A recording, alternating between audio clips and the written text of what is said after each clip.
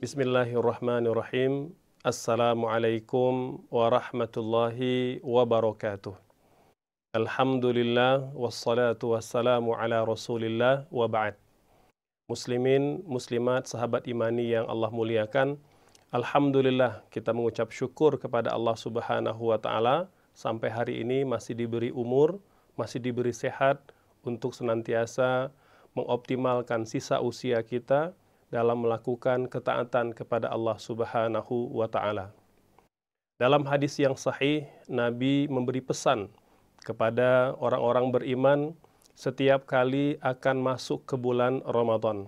Kata beliau, "Qad atakum syahrun azimun mubarak." Telah datang kepada kalian bulan yang mulia, bulan yang agung, bulan yang penuh keberkahan. Maka bulan Ramadan itu sangat identik dengan keberkahan. Dan tentu bukan sebuah kebetulan bahwa keberkahan menjadi satu di antara banyak tema yang berulang di dalam Al-Quran. Ulama menghitung tidak kurang dari 32 kali kata berkah atau barokah diulang-ulang di dalam Al-Quran. Dan setiap kali menyebut kata barokah, Allah gandengkan, Allah kaitkan dengan 3 hal yang istimewa. Yang pertama, setiap kali menyebut kata barokah, Allah sebut rumah Allah Subhanahu wa taala. Seperti mana yang Allah firmankan dalam Quran surah Ali Imran ayat 96. A'udzubillahi minasyaitonirrajim. Inna awwala baiti wudi'a lin-nasi lalladzi bi Bakkata mubarakan wa hudal lil alamin. Bahwa rumah ibadah yang pertama kali dibangun di muka bumi adalah Ka'bah, yang menjadi petunjuk dan menjadi sumber keberkahan bagi umat manusia.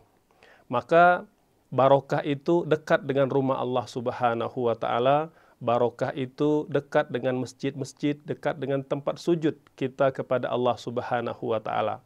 Barang siapa yang mendambakan keberkahan hidup, maka dekatilah rumah Allah Subhanahu wa taala.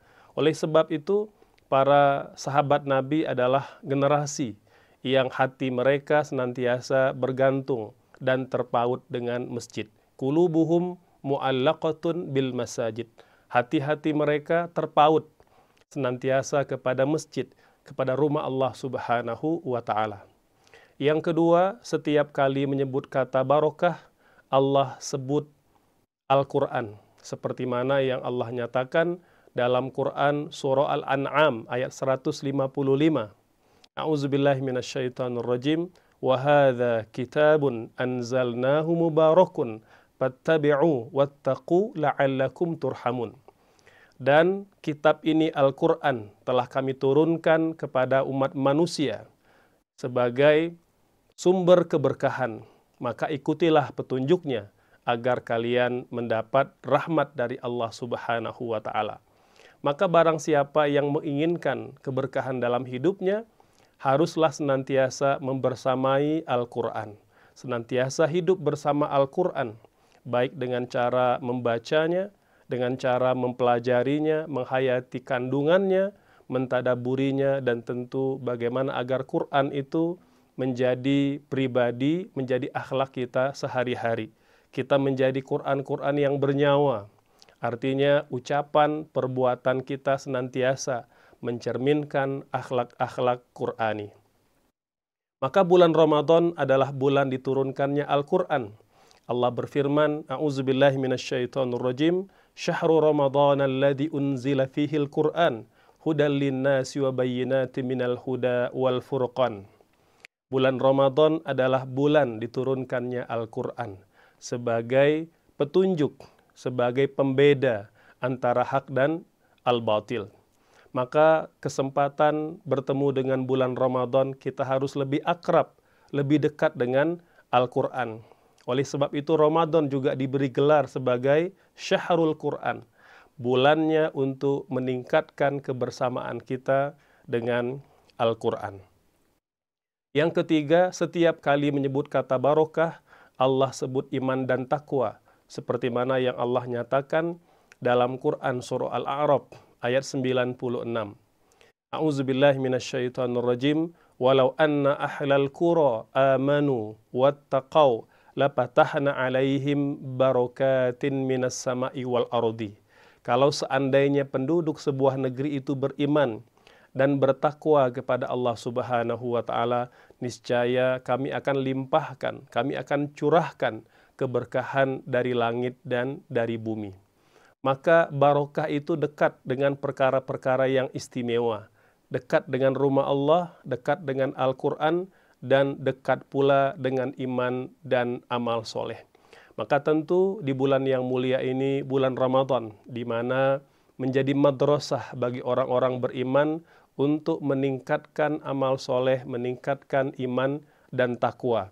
Kita tidak akan melengahkan sedikit pun, sedetik pun waktu di bulan Ramadan, melainkan akan kita optimalkan dalam rangka lebih dekat dengan masjid, lebih dekat dengan rumah Allah Subhanahu wa taala, lebih dekat dengan Al-Qur'an, tilawatan wa tadabburan wa fahman wa hifzan wa amalan, baik dengan cara membacanya, dengan cara memahaminya, mentadaburinya, dan tentu bagaimana dapat mengamalkan kandungan Al-Qur'an.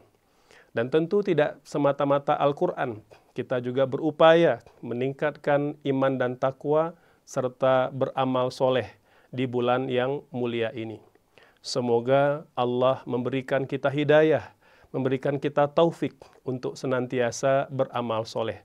Dalam hadis yang sahih, Nabi bersabda bahwa apabila Allah Subhanahu wa taala mencintai seorang hamba, yasta'miluhu, maka Allah akan menggunakan hambanya itu. Ada sahabat yang bertanya, kaifa yasta'miluhu, bagaimana cara Allah menggunakan hambanya? Nabi menjawab, yuwafiqhu li amalin salihin thumma yaqbid alaih. Allah menggunakan hambanya dengan cara memberi hidayah, memberi taufik, memberi kemudahan agar hambanya itu senantiasa bisa beramal soleh, bisa melakukan kebaikan. Lalu Allah mewafatkan hambanya itu dalam kondisi tetap beramal soleh. Semoga kita termasuk ke dalam golongan orang-orang yang Allah gunakan, Allah manfaatkan di dalam berbuat kebaikan. Allahumma sta'milna wala tastabdilna. Ya Allah, gunakanlah kami untuk beramal soleh, untuk menegakkan syariat-Mu, untuk membawa Islam rahmatan lil alamin, untuk masyarakat Indonesia, bahkan masyarakat dunia. Dan kita juga berharap Allah wafatkan kita dalam kondisi husnul khatimah. Dan kita tidak ingin Allah menggantikan kita dengan generasi yang lain karena kemalasan kita, karena keengganan kita untuk beramal soleh. Barakallahu fikum. Wassalamualaikum warahmatullahi wabarakatuh.